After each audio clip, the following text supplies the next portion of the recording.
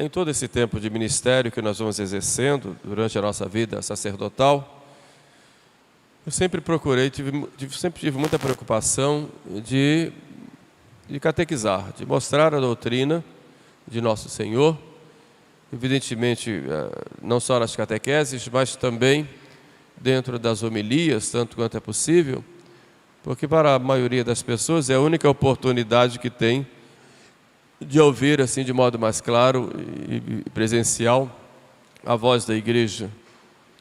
Então o padre é o primeiro catequista de uma paróquia ou de uma capelania, como é nosso caso. Por isso, na homilia de hoje, eu gostaria de falar para vocês, dentro desse tema, dentro desse evangelho que acabamos de ouvir, 3 pontos aplicáveis à nossa vida e também orientativos para nós. O fato é um fato extraordinário, mas simples, né? Jesus foi convidado com Maria para uma festa de casamento. Estava lá a Nossa Senhora, Jesus e alguns discípulos de Jesus, os primeiros pelo menos. E ali durante a festa, e a festa de casamento dos judeus durava cerca de uma semana, pelo menos, em que comiam muita carne de carneiro, dançavam, ouviam músicas e bebiam muito vinho. O vinho fazia parte da festa, né? E faltar o vinho seria algo assim vergonhoso para o casal, né? Para os noivos. E estavam lá então nessa festa, e eis que falta vinho, né? Maria, muito cuidadosa diante das necessidades, era costume também das mulheres estarem sempre prontas para ajudar numa coisa e noutra. Maria viu que faltou vinho, né? E agora, né? Que vergonha seria para os noivos, a festa iria acabar. E Nossa Senhora então vai a Jesus, seu filho, e expressa essa sua preocupação, essa sua tristeza, e também uma súplica: eles não têm mais vinho. E Jesus dá uma resposta que poderia parecer assim, ríspida, mas é claro que nós temos apenas o texto, a rispidez estaria de acordo com o modo que se falasse, isso é impossível de saber. O fato é que Jesus diz: mulher, o que há entre mim e ti, o que isso importa a mim e a ti, a minha hora ainda não chegou. São palavras misteriosas, mas que vemos Jesus falar o termo mulher, né? Maria aí é apresentada por São João logo no início da vida pública, ali nas bodas de Caná. Depois São João Evangelista só vai mostrar Maria lá no Calvário. E nos 2 momentos, Jesus usa para ela a expressão mulher. O termo mulher, em grego, né, o giné, tem 2 sentidos, né? O primeiro, para mostrar que Maria era aquela mulher que estava prevista no livro do Gênesis, depois do primeiro pecado, quando Deus diz: porém inimizades entre ti e a mulher, entre a tua descendência e a dela, e ela te esmagará a cabeça, e tu procurarás armar ciladas no seu calcanhar, mostrando que Maria é aquela mulher. Então Jesus diz aí mulher, né? Lá no Calvário ele vai dizer a mesma coisa: mulher, eis aí o teu filho, referindo-se a São João, que a partir daquele momento vai cuidar dela, embora não fosse filho biológico, mas ali adquire uma filiação espiritual, como todos nós. Mas o termo mulher também significa senhora, é um termo respeitoso. Ainda não chegou a minha hora, porque a hora dele é a hora da cruz, que ele tanto ansiava. E nós vamos ver em diversos momentos do livro de São João, mostrar Jesus falando que ansiava e que desejava que se chegasse a sua hora. O fato é que Jesus faz o milagre e resolve o problema, aquele problema que tinha aquele casal em que faltava vinho em sua festa, e Jesus transforma a água em vinho. Nós temos aí 3 pontos importantes que poderíamos meditar neste evangelho. O primeiro é o tema do matrimônio. Jesus foi a uma festa de casamento. Estava ali abençoando não só aquele matrimônio, mas todos os matrimônios. O matrimônio é de instituição divina. Deus que criou homem e mulher, colocou nos dois atrativos mútuos, os abençoou, os santificou e disse: crescei e sede fecundos.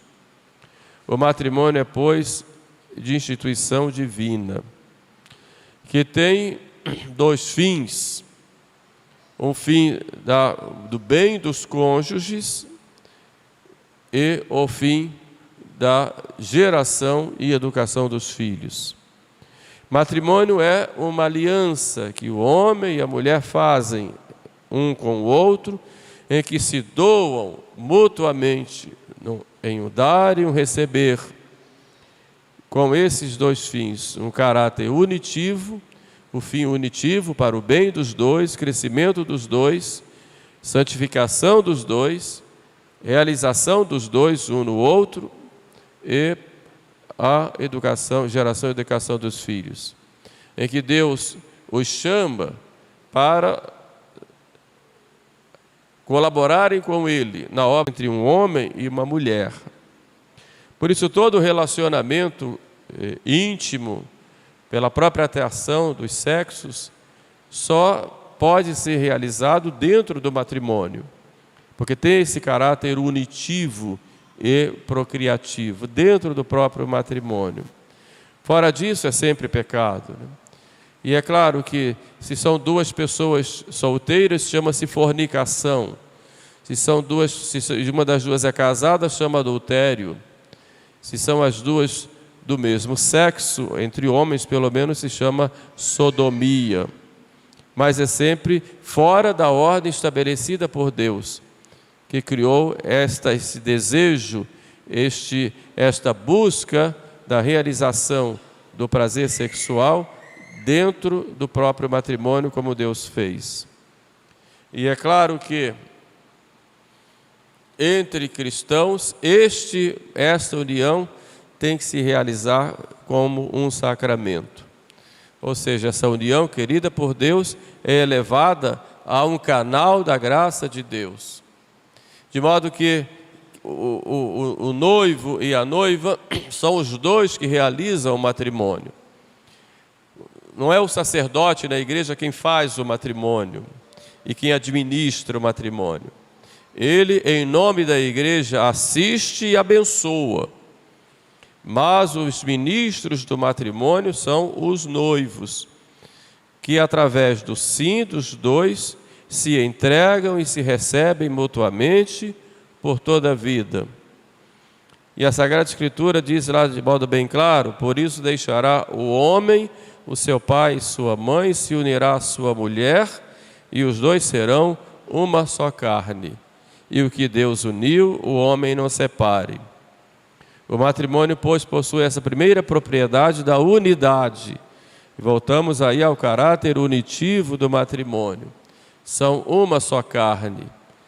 Estão trabalhando juntos, se esforçam juntos, caminham juntos, procuram um ajudar o outro, um cuidar do outro, um ser responsável pelo outro, numa entrega com muita humildade, com muita atenção, com muito acolhimento, mas sobretudo com muita paciência, com muito espírito de sacrifício, espírito de renúncia, porque a convivência muitas vezes não é fácil, e o casal precisa realmente da graça de Deus para se superar naquele momento. Daí a importância que tem dos casais viverem a vida a dois com esse cuidado com o próprio matrimônio, buscando valorizar a figura do outro e evitar tudo aquilo que possa criar divisões, guerras, discussões ou coisas que possam causar uma divisão ou uma separação. Então é preciso que tenha esse cuidado de não só respeitar o outro, mas valorizar o outro. Muitas vezes as acusações mútuas não resolvem nada, muito pelo contrário, só prejudicam, né? Porque são uma só carne. E você não pode querer cortar essa carne. porque são um só. Esse é o caráter unitivo e a propriedade da unidade. Daí a fidelidade que se exige não só à pessoa, mas ao próprio matrimônio, segundo os seus fins. A outra propriedade é a propriedade da indissolubilidade. Uma vez realizado o matrimônio e consumado, nenhuma força humana, nenhum poder humano é capaz de dissolver. Por quê? Porque o matrimônio em si, ele é indissolúvel. Realizado plenamente, validamente, ele é indissolúvel. Portanto, diz a Sagrada Escritura, o que Deus uniu, o homem não separe. É claro que a graça de Deus, e quando o casamento é feito, o matrimônio é feito entre dois cristãos, ali nós temos não só essa instituição natural, mas temos ali um sacramento realizado pelo próprio casal, e a igreja abençoa essa união sacramental, né? Então, quando um casal casado vem expressa diante de um sacerdote esse consentimento de entrega mútua, a igreja, representada pelo padre ali, abençoa, dá a chamada bênção nupcial de uma união que já existe. Não é essa bênção que faz o matrimônio, sim, a bênção é a união que já existe. Por isso, a bênção que se dá a um casal que vive uma vida conjugal é algo tão sério, porque é uma bênção que tem um odor, pelo menos, de sacramento, porque vai estar ali realizando, ou avalizando, né, uma realidade que já existe. Bom, esse é o matrimônio, que tem aí suas exigências, suas dificuldades. Nem tudo são flores, e que exige de cada um muitas renúncias, muita entrega mútua, muita paciência, mas que a graça de Deus nunca falta, porque o sacramento é um canal da graça. E o que é importante no matrimônio é que o matrimônio entre cristãos é uma participação e uma realização dessa união íntima que há entre Cristo e a igreja. Por isso São Paulo fala lá aos Efésios, no capítulo 5, né, versículos 21 em diante, que é o matrimônio um grande mistério, mas digo, um mistério em Cristo e a igreja. Bonito isso. O casal é consagrado a Deus como casal. E a presença de Cristo aí em Caná exatamente mostra esta presença dele, não só na festa, mas em toda a vida. E a graça de Deus nunca falta quando o casal se abre para ela, se despoja de suas vaidades, do seu orgulho, né? Se despoja das suas mazelas e se entrega totalmente ao movimento da graça, e a graça vai. Essa é a primeira lição que tiramos do Evangelho de hoje. Por isso, vocês que são casados, valorizem bem o matrimônio de vocês. Pode ser que tenha problemas, falte o vinho, digamos, mas a graça de Deus nunca vai faltar. E vocês que estão se preparando para o casamento, valorizem essa preparação. Estamos pisando em terra santa, se estamos nos preparando para o casamento. Então nós temos que nos despojar das nossas vaidades, dos nossos defeitos, e estarmos prontos a acolher o outro com amor e com muito respeito, a outra pessoa que vem a mim e que vai ficar comigo todos os dias de minha vida. É algo muito sério quando alguém se decide, respondendo ao chamado de Deus, se decide ao matrimônio e escolhe uma pessoa dentre tantas outras, e aquela pessoa vai se entregar totalmente em sua vida.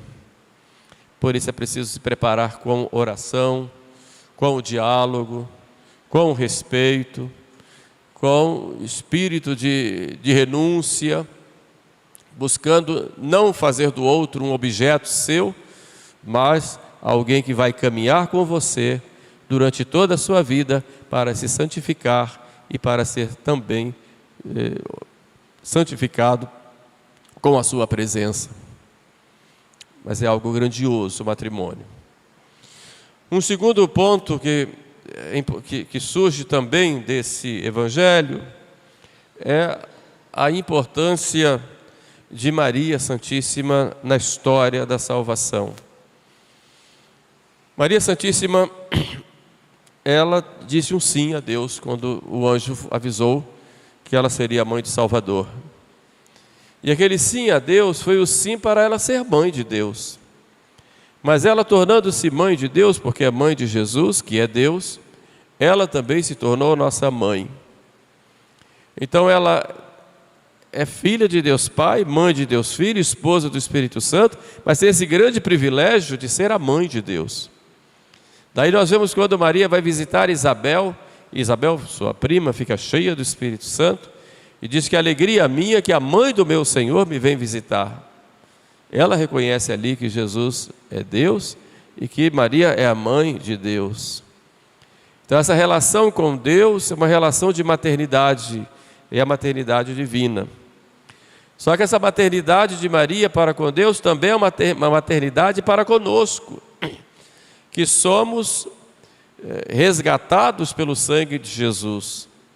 Então todo aquele que é batizado, que faz parte da igreja, que entrou na igreja pelo batismo, se tornou filho de Deus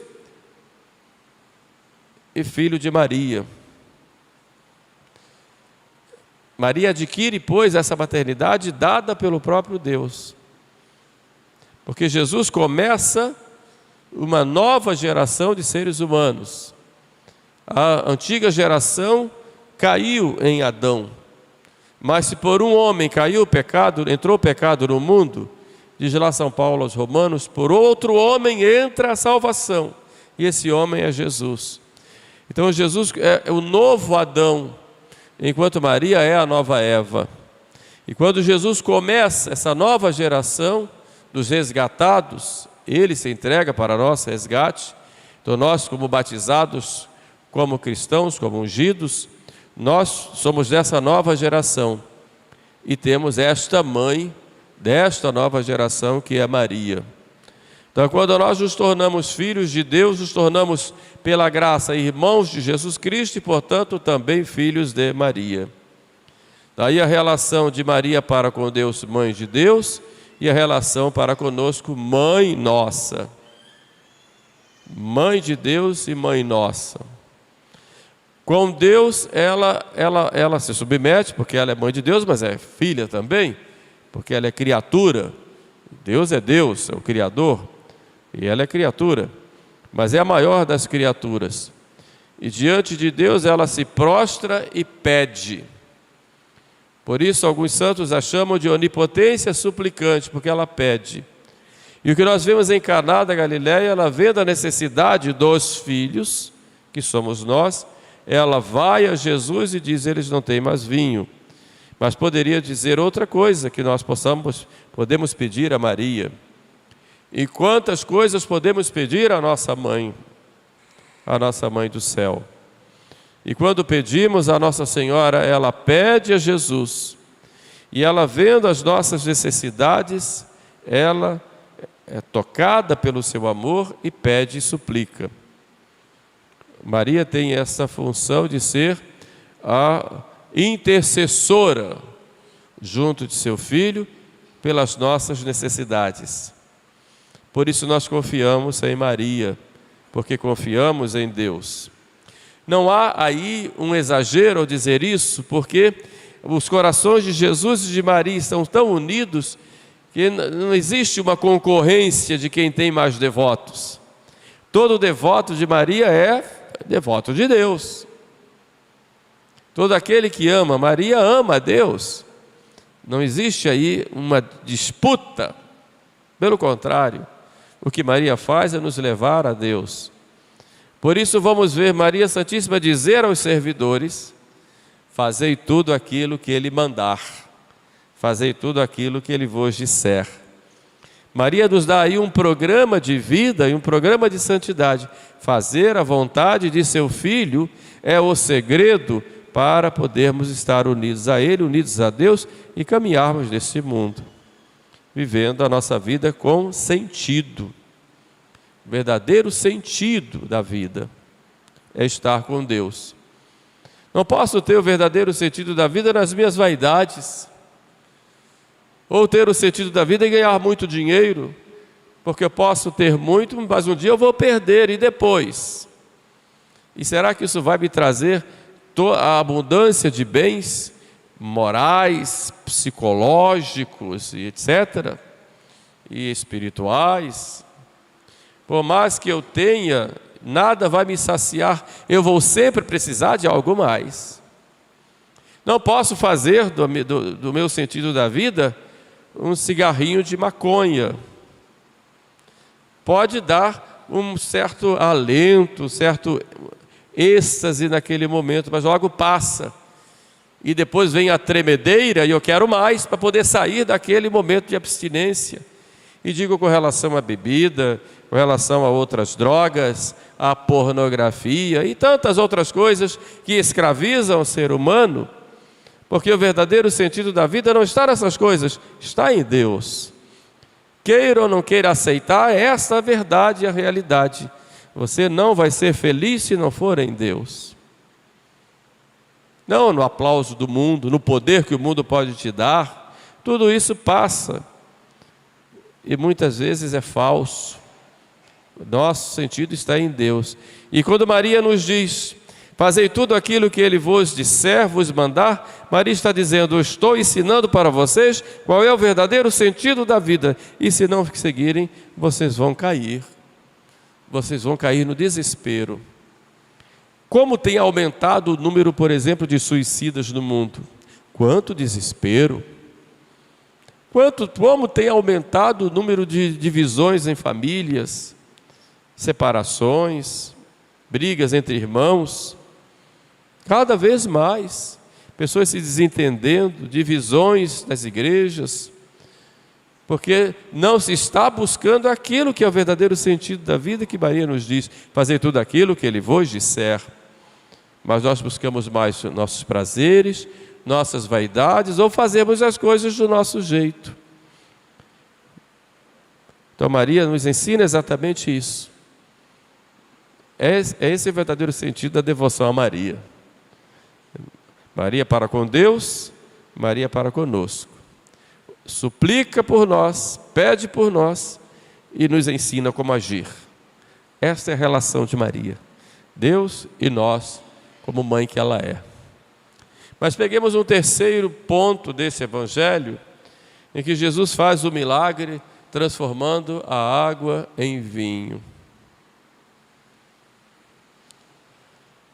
Foi uma coisa real, pelo menos uns 600 litros de vinho. É vinho que não acaba mais, hein? Tinha vinho à vontade. Deus faz tudo em abundância, né? Mas o vinho aí tem um sentido, que é o sentido do amor. E sempre foi colocado na história da igreja, na própria história bíblica, com esse sentido do amor. O Salmo 22 diz: enche a minha taça com um misterioso vinho, que me consola e que me alimenta nos caminhos da vida, ou nos desertos da vida. Antigamente se dava no dia 27 de dezembro, o dia de São João Evangelista, que era considerado o discípulo do amor. Nesse dia se benzia o vinho. Então as pessoas levavam garrafas de vinho para benzer e o padre benzia. Era interessante isso. Hoje, dia 27, não tem mais vinho para benzer, porque o povo já bebeu tudo, né? No Natal. Mas chegava lá, exatamente ali, benzia. E nos mosteiros havia a bênção do abade, ele benzia a taça de vinho, ele bebia um gole e passava para os irmãos, que cada um pegava só um golezinho. E voltava para ele. Então aquele vinho era símbolo daquele amor que havia entre todos os irmãos. Então quando Jesus transforma a água em vinho, Ele está nos ensinando que vem trazer um novo amor para nós. O antigo era como água no Antigo Testamento, ou o vinho antigo, mas Ele traz o vinho novo. E por que o vinho é símbolo do amor? Porque ele é feito, e é interessante que para se fazer o vinho, tem que se pegar a uva e tem que triturar a uva e amassar a uva, destruir. A uva sofre, esmagada, e depois de esmagada ela é fermentada até sair o vinho. Assim também o amor verdadeiro, ele é esmagado, ele é provado na dor, provado no sacrifício, provado nas incompreensões, provado na paciência. Este é o verdadeiro amor, porque o amor se prova com obras. E não existe amor sem espírito de sacrifício. Amor e sacrifício caminham juntos. Amor e muitas vezes dor caminham juntos. Amor e virtude da paciência caminham juntos. Amor e renúncia caminham juntos. Amor e perdão caminham juntos. Amor e doação caminham juntos. Senão não é amor. Por isso o maior exemplo de amor nos dá o Cristo, que derrama o seu sangue até a última gota. Então o amor também tem derramamento de sangue, no sentido de que eu me dou totalmente pelo amado ou pela amada, e aí como se o meu sangue estivesse sendo vertido, a ponto de me entregar totalmente por causa de Deus àquele que é amado ou amada. Esse exemplo de amor nos dá Jesus, quando nos diz: ninguém tem maior amor do que aquele que dá a vida. E pode ser dar a vida vivendo ou dar a vida morrendo. Mas é este vinho maravilhoso do amor, desta nova aliança, que Jesus vem nos trazer. E vem nos dizer: amem. Amai-vos uns aos outros, como eu vos amei. Então esse amor é também um compromisso. Não é aquele sentimento de paixão avassaladora, como dizia lá o poeta Camões: amor é fogo que arde sem se ver, ferida que dói e não se sente, o contentamento descontente é dor que desatina sem doer, como ele dizia. Não é isso o sentido, isso é paixão. O amor, ele se entrega, se doa, se renuncia. E ele é provado no dia a dia. E é um compromisso. Por isso ninguém pode dizer: o amor acabou. Porque se acabou o amor, acabou o meu compromisso. Eu tinha que ter vergonha de dizer isso. Se eu digo o amor acabou, significa, o amor em mim acabou, significa que eu não fui fiel ao amor que eu prometi. Eu tinha que me vergonhar disso. Por culpa minha. Porque o amor depende de mim. Porque quem ama, ama gratuitamente e se entrega gratuitamente, como Cristo se entregou por nós.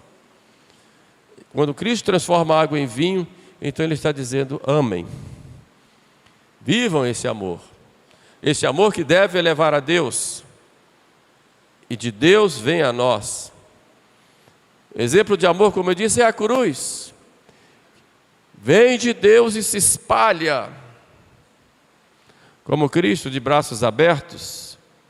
É um rio que brota do coração de Deus e vem para nós. Abarca todos os homens e volta para o céu, para Deus. Esse é o amor. E nós temos que pedir esse amor a Deus a cada dia. Temos que pedir. Porque somos tão fracos e tão egoístas. Porque se Deus não nos der a graça, nós não amamos. Mas tudo só tem razão na vida se for com amor. Por isso entendemos Santa Teresinha quando diz: eu na igreja, eu sou, no coração da igreja eu sou o amor. Porque só o amor é capaz de levar o homem a sacrifícios, a entrega, a se doar de modo perene, não para sempre, como sabemos. Então, preciso pedir esse amor e viver esse amor. Aí a vida, você pode sofrer, ter dificuldades, o mundo pode estar nas suas costas, mas você vai ficar sempre bem, porque você ama. Pode sofrer ingratidões, desprezos, maus tratos, mas vai ficar bem, porque você ama. E ninguém pode arrancar isso de você, porque está ali implantado pelo próprio Deus. Este vinho é o vinho do amor. Por isso, nessa missa, vamos pedir a Nossa Senhora que interceda por nós, não só pelas nossas famílias, sobretudo aquelas famílias que estão passando dificuldades, mas também interceda por cada um de nós, para que tenhamos este amor querido por Deus, e que este amor nos transforme, nos dê o verdadeiro sentido da nossa vida aqui na terra. Louvado seja nosso Senhor Jesus Cristo.